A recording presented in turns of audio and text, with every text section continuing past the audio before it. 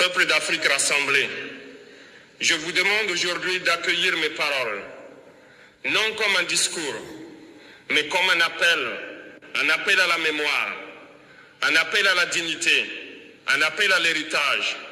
Et je m'adresse à un homme dont le nom résonne du Sahel au Grand Lac, un homme qui a marqué non seulement un sport, mais une génération entière. Samuel Eto'o, frère, écoutez-moi. Aujourd'hui, ce que je viens te dire dépasse les applaudissements que les stades ont chantés. Ce que je viens te dire dépasse les trophées dorés qui ont brillé entre tes mains. Ce que je viens te dire dépasse même le football. Car l'Afrique, ton Afrique, notre Afrique ne te doit pas seulement des honneurs, elle te doit un héritage. Oui, un héritage.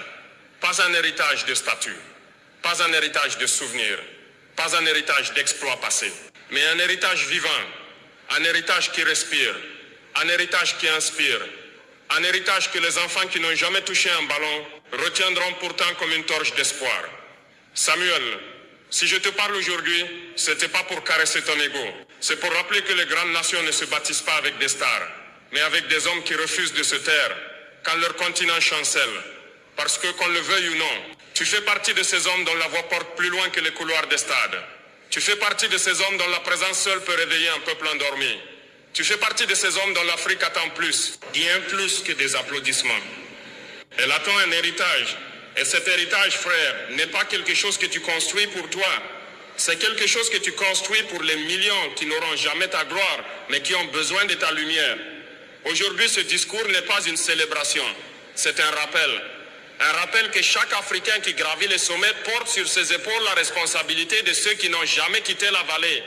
Et toi, Samuel, tu n'as pas gravi une colline, tu as gravi une montagne. Alors aujourd'hui, je ne suis pas venu te féliciter, je suis venu te dire ceci.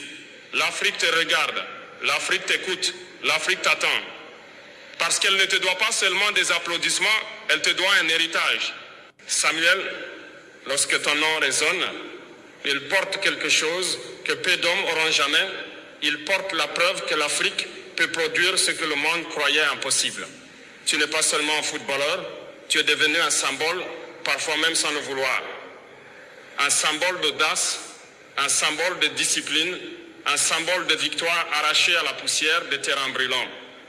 Et le symbole, frère, est toujours plus grand que l'homme. Parce que quand un enfant du quartier te regarde, il ne voit pas tes contrats, il ne voit pas tes millions, il ne voit pas ta renommée. Il voit un Africain qui a réussi malgré tout ce qui était contre lui. Il voit une preuve vivante que le destin du